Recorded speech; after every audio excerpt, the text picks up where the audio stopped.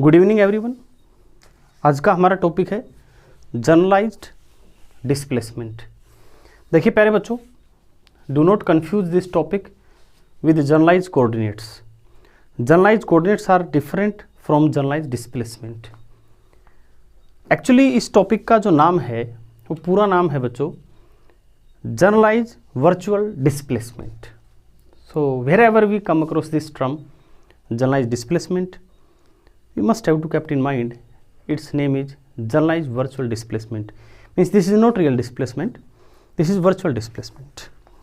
Again इस topic के last में भी हम थोड़ा फोकस डालेंगे अब ऑन वर्चुअल डिस्प्लेसमेंट और the difference between real and virtual displacement by considering a very beautiful piece of example in physics which is simple pendulum, one of my favorite example.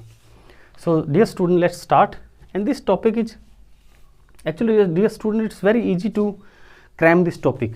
Books में पढ़ेंगे it seems very easy, but if you go further at a deeper level then you are surely going to confuse with this topic.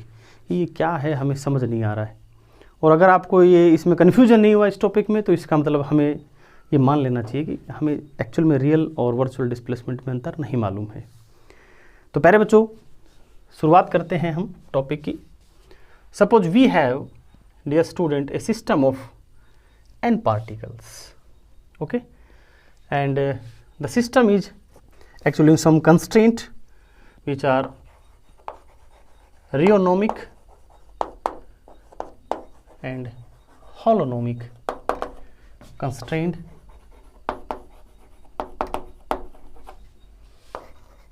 System of say n particles. And dear student, we are very well aware with this that we need 3n generalized coordinates. I'm sorry, these 3n Cartesian coordinates.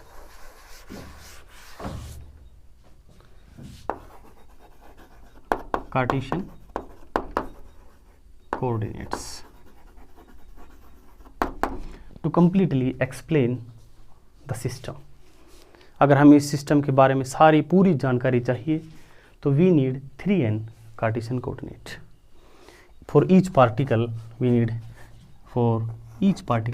x, y and z coordinate, and for n particle it becomes 3n coordinates.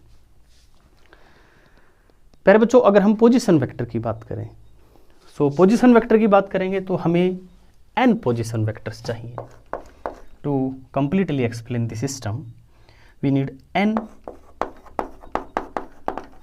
position vectors, because each position vector is actually equivalent to 3 Cartesian coordinates. So we need n position vector. For one particle we need one position vector.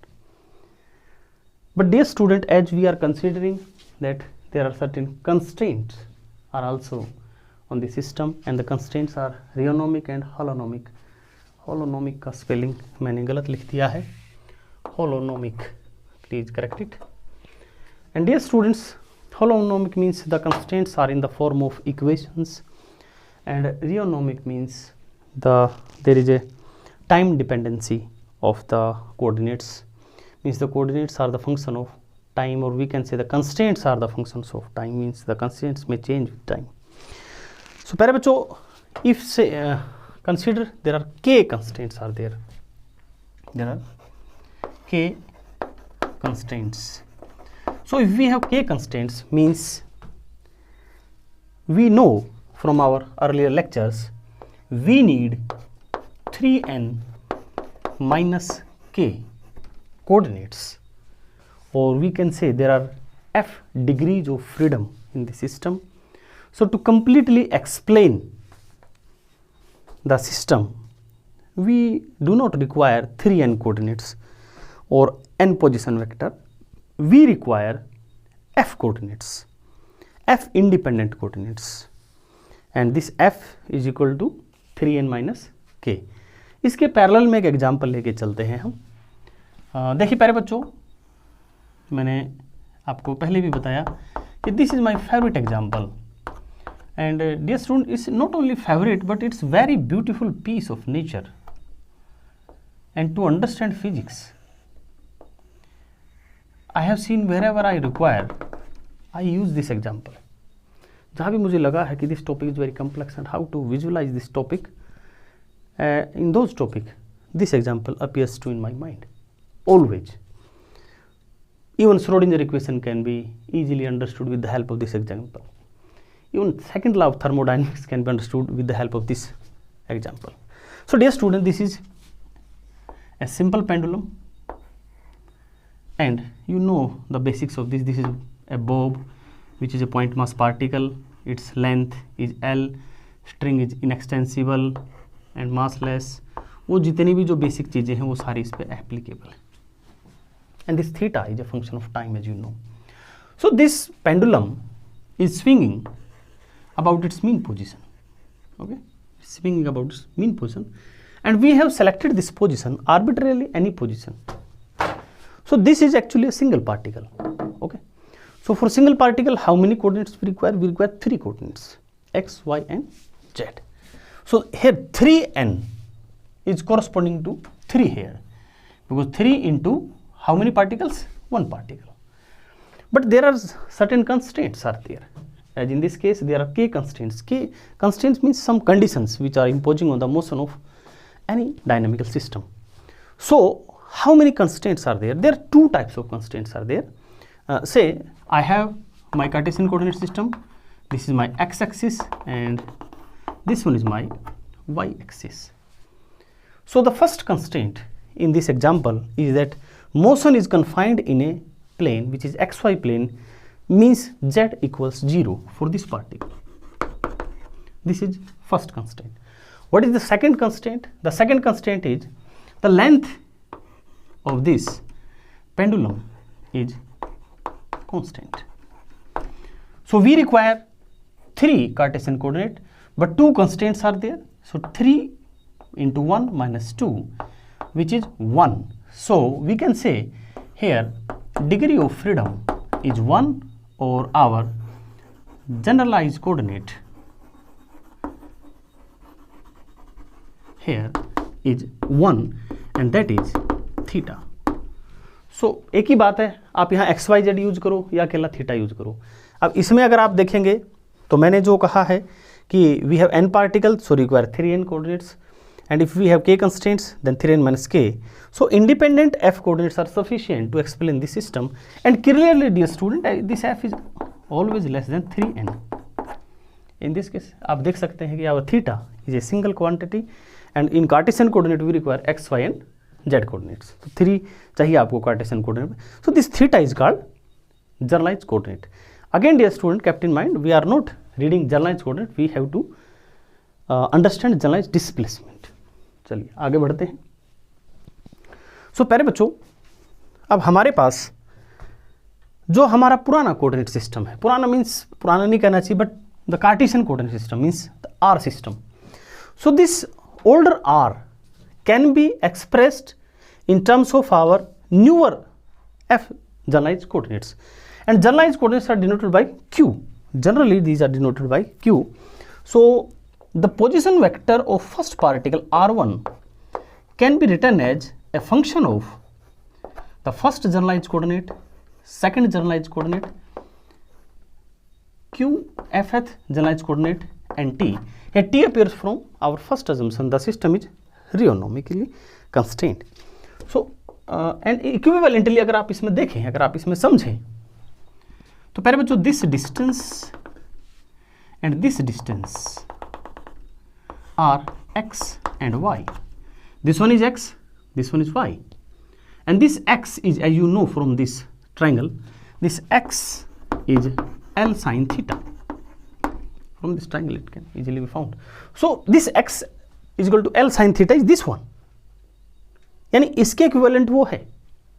Similarly we can write it for second particle, third particle, and for any arbitrary particle we have selected say ith particle. So Ri,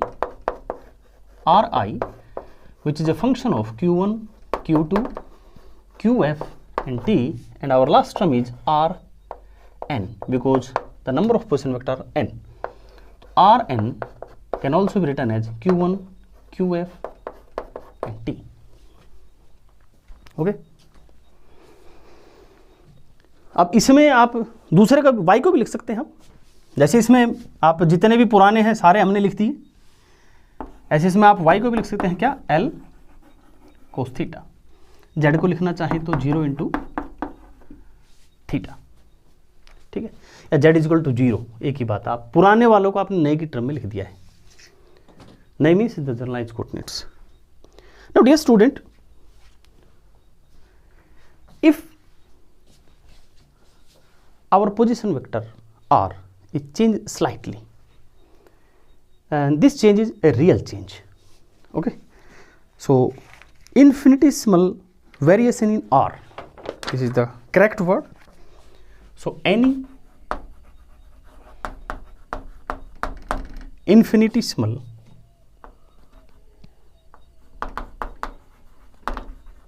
variation in R is given by using Euler theorem. And what is this Euler's theorem? वैसे तो आपने शायद ये पहले भी पढ़ा होगा। Euler's theorem means if we have a function which is a function of many variables, say 3 variables u, v and w, then any change in phi will be curly phi by curly u du plus curly phi by curly v dv plus curly phi by curly w and dw. Very simple. Euler theorem, थोड़ा इसको अगर हम समझने की कोशिश करें तो आप इसको ऐसे समझिए कि ये एक्चुअल में ब्रैकेट क्या है। तो हम यहाँ एक छोटा सा एग्जाम्पल कंसीडर करते हैं। सपोज इस रूम में जो टेम्परेचर है, suppose this temperature is not constant, there is a temperature gradient. Gradient means there is a change in temperature in different directions, and we have 3 directions here. एक मेरे सामने वाली दिशा है, एक मेरे इधर की दिशा है, एक मेरे ऊपर जाने वाली दिशा है। तो there are 3 mutually perpendicular directions are there because we are living in Euclidean space, and Euclidean space is 3 dimensional physical space. So प्यारे बच्चों, इस रूम में कंसीडर कीजिए the temperature is not constant along the direction और along any axis. Suppose मैं अगर इधर चलता हूँ, है ना, ये नोट करते चलते हैं हम। सपोज मैं इधर चलता हूँ तो मेरे एक कदम पर जो टेम्परेचर है वो 3 डिग्री बढ़ता है, एक कदम पर 3 डिग्री टेम्परेचर बढ़ता है। अगर मैं इधर चलता हूँ तो मेरे एक कदम पर तापमान 5 डिग्री बढ़ता है। तो ये मैंने 5 लिख लिया। अगर मैं ऊपर की तरफ जाता हूँ, मैंने चेयर रखा है यहाँ पे, ठीक है, तो जैसे मैं एक कदम ऊपर गया, ऐसे ऐसे ऐसे ऊपर गया, तो टेम्परेचर जो है वो 1 डिग्री सेल्सियस मान लो घट जाता है। मैंने इसको लिख दिया माइनस, ठीक है। अब हम क्या करते हैं, अब मैं 2 कदम ऐसे चलता हूँ, मैं 1 कदम ऐसे चलता हूँ और 2 कदम ऊपर चलता हूँ, ठीक है। तो 2 कदम इधर गया, 1 कदम इधर गया और 2 कदम में ऊपर गया। तो this quantity will give me that how much is the change in temperature, ठीक है। मेरा इनिशियल से फाइनल पोजीशन में तो टोटल चेंज इन टेम्परेचर है वो आ गया। तो एक्चुअल में जो दोनों क्वांटिटी है ना, थोड़ा ध्यान से देखिएगा, ये क्वांटिटी बताती है कि जब मैं सामने चलता हूं तो मेरे एक कदम पे कितना तापमान बदला इनटू मैं कितने कदम चला, and same is for this one, same is for this one.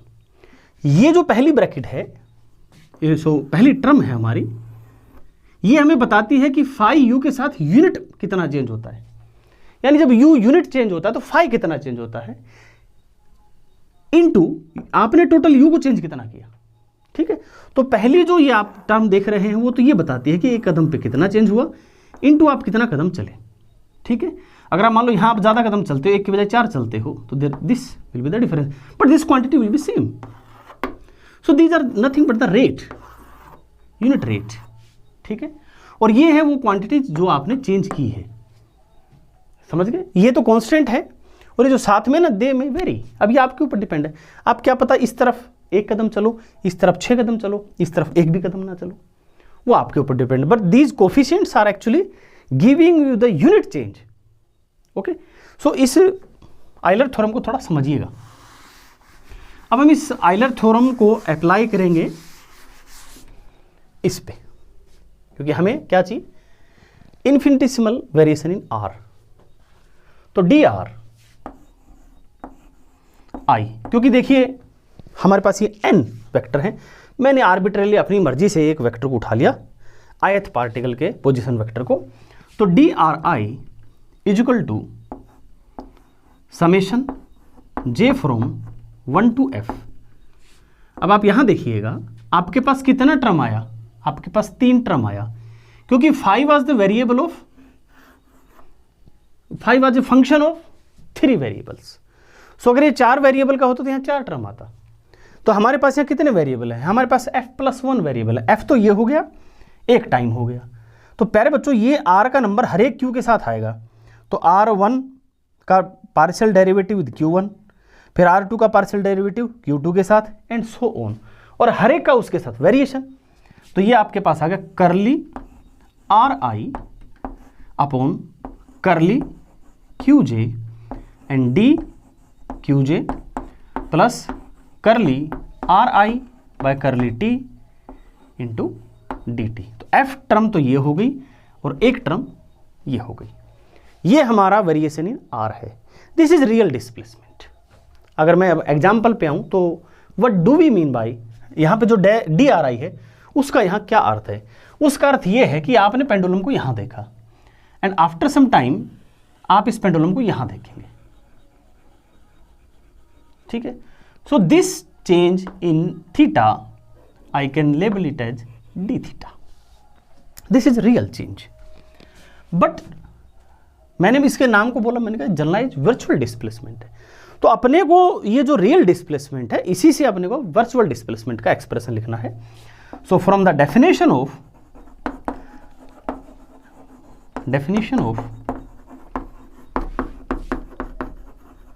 Virtual displacement, अब वर्चुअल डिस्प्लेसमेंट यहां पर हम लिखेंगे डेल आर आई से, and that will be D r I D T equals 0. This is the definition of virtual displacement. And what does it mean? It means this is the displacement which takes no time. अब आप क्या ऐसा कर सकते हैं, क्या ऐसा possible है कि यहां पर थीटा चेंज हो जाए and it does not take any time? अब आप सोचेंगे तो कहेंगे ऐसा it's not possible, and really it is not possible. And we do agree with you. Really, it is not possible. That's why its name is virtual displacement. It's not real displacement. It's virtual displacement. Okay? I'll explain it completely. और बिल्कुल समझ में आ जाएगा आपको कि virtual displacement है क्या. Just have patience for just 2 or 3 minutes. So this del Ri is dRi at dt equals 0. Means कहने का मतलब ये है कि इस एक्सप्रेशन में से टाइम डिपेंडेंसी हटा दो. That will be the formula for virtual displacement. So it will be del Ri is equal to summation j from 1 to f partial derivative of ith position vector with our jth generalized coordinate and del qj. Please keep in mind this is not dqj, this is del qj. अब ये जो हमारे पास expression आया है इसमें जो हमारा del are i है, this is our virtual displacement, but this is not our virtual generalised displacement. इसको मैं यहां समझाता हूं. देखिए प्यारे बच्चों, आपने इस पेंडुलम को देखा. अब मैं क्या करता हूं, इस पेंडुलम इक्वेशन को सोल्व करने के बाद मैं इसको ड्रॉ करता हूं. तो प्यारे बच्चों, अब ये इस चीज में आप जाए या ना जाए, बट मैंने इसको डायरेक्ट यूज किया है. ये मैंने ग्राफ प्लॉट किया है. This is the variation of theta with time. अगर आप इसके थीटा को वेरी करेंगे with respect to time, so it will be a sinusoidal curve, and this is our maximum amplitude और द एम्पलीट्यूड या extreme position का जो theta है ये उसको डिनोट करता है। नो प्यारे बच्चों, पहले तो इस ग्राफ में देखिए कि डी थीटा क्या है। Dear student, at any time, आप एक यहां पे एक लाइन खींचिए, at this time this is the value of theta and after a certain interval of time, at this interval of time अब थीटा का वैल्यू ये है। So this difference is d theta. Okay प्यारे बच्चों, now this graph, this is just a graph, it doesn't have any business with this real problem. इस graph को इस बात से मतलब नहीं है कि पेंडुलम का एक्चुअल पाथ क्या। पेंडुलम का एक्चुअल पाथ तो आप देखेंगे सेमी सर्कल है। Semi circle means circular path है, part of circle, not semi circle. It's part of a circle, arc of a circle, it's right arc of a circle. But अगर हम बात करें, एक हवा चल रही है तो एक पत्ता हिल रहा है, एक टहनी हिल रही है, उसका भी ग्राफ ऐसा ही आएगा। और अगर आप बात करें एक स्प्रिंग मास सिस्टम की तो उसका ग्राफ भी ऐसा ही आएगा। अगर आप बात करें भूकंप की तो it is also a combination of a large number of such type of graph with different amplitude, different frequencies and multiplied with different coefficients. So this graph doesn't have any business with the actual path of this simple pendulum. Now बच्चे, for you can say for this point, from this point, say this point to this point, there are 2 points or 2 different times. There may be some more paths are possible. If I change the initial condition, then this is also a possible path. Okay, and there are also some path which may not be possible. Okay, अब मैं एक ऐसा path भी बना सकता हूं यहां पे, it may not be possible. Okay, but this is a path and this path is not naturally possible, but वैसे possible हो सकता है। आप ज़बरदस्ती से पेंडुलम को पकड़ लीजिए और अपनी मर्जी से इसको लेके जाइए, जिसको हम फोर्स्ड ऑसिलेशन कह सकते हैं, तो वो एक ऐसा पाथ बना सकते हैं। So there may be many more path. Now dear student, let's come to the virtual displacement और delta theta means d theta तो आपने देख लिया। अब हम बात करें कि डेल्टा थीटा क्या है, या ये समझ लीजिए इस इक्वेशन के कोरस्पोंडिंग डेल्टा क्यूजे क्या है, वो हम देख रहे हैं इसमें। तो प्यारे बच्चों, अगर आप यहां से और यहां का वेरिएशन देखें, सो दिस वेरिएशन, अब आप देखिएगा ध्यान से, दिस वेरिएशन, अब मैं आपसे पूछूं कि how much time has been taken in this variation, so no time has been taken. So this displacement, this one is delta theta. ठीक है, और वो हमें ये रिप्रेजेंट कर रहा है डेल क्यूजे, क्योंकि डेल आर आई तो कोरस्पोंड्स था किसके, हमारे कार्टेशियन कोऑर्डिनेट के, और डेल क्यूजे किससे कोरस्पोंड्स है, हमारे जनरलाइज्ड डिस्प्लेसमेंट से। तो दिस डेल क्यूजे इज, प्यारे बच्चों, जनरलाइज्ड वर्चुअल डिस्प्लेसमेंट, ये जनरलाइज्ड वर्चुअल डिस्प्लेसमेंट है। एक और बात सुनिएगा ध्यान से, जैसे हमारा डी थीटा यहां आप देख रहे हैं, ये डी थीटा आपने देखा, ये आपको रियल में दिखेगा, ये आपको सिस्टम में दिखेगा, बट जो हमारा डेल क्यूजे है ना, ये डिस्प्लेसमेंट हमारा कॉन्फ़िगरेशन स्पेस में है। कॉन्फ़िगरेशन स्पेस यानी एक प्रकार से जो हमारा ग्राफ बनता है जनरलाइज्ड कोऑर्डिनेट्स का, ये उस ग्राफ में डिस्प्लेसमेंट है, ना कि हमारे सिस्टम में डिस्प्लेसमेंट है। क्योंकि जैसे मैंने बताया कि आप इसको रियली तो ऑब्जर्व ही नहीं कर सकते, इमेजिन ही नहीं कर सकते। ठीक है, so this is not a real displacement, this is virtual displacement, generalized virtual displacement, और इसी को हम बोल देते हैं क्या, जनरलाइज्ड डिस्प्लेसमेंट। और प्यारे बच्चों, इसमें हम एक और भी बात हम जोड़ सकते हैं कि जो डेल आर आई है और डेल क्यूजे है, इसमें क्या डिफरेंस है। तो del are i virtual displacement, del q j भी virtual displacement, what is the difference between these two, जगह नहीं है चलो यहाँ बता देता हूँ। देखो जो हमारा डेल आर आई है, ये है हमारा वर्चुअल डिस्प्लेसमेंट इन अनकंस्ट्रेंड। देखो ये स्पेलिंग आप देख लेना, मुझसे गलती हो सकती है। अनकंस्ट्रेंड कॉन्फ़िगरेशन स्पेस, ठीक है। This is virtual displacement in unconstrained configuration space and del Q J is virtual displacement in constrained configuration space. और प्यारे बच्चों, what is the dimensionality of this space? F is the dimensionality of this space, ठीक है। And what is the dimensionality of del are I? It's N, capital N, dimensionality of this space. ये इन दोनों में अंतर है। Thank you प्यारे बच्चों फॉर वॉचिंग द वीडियो।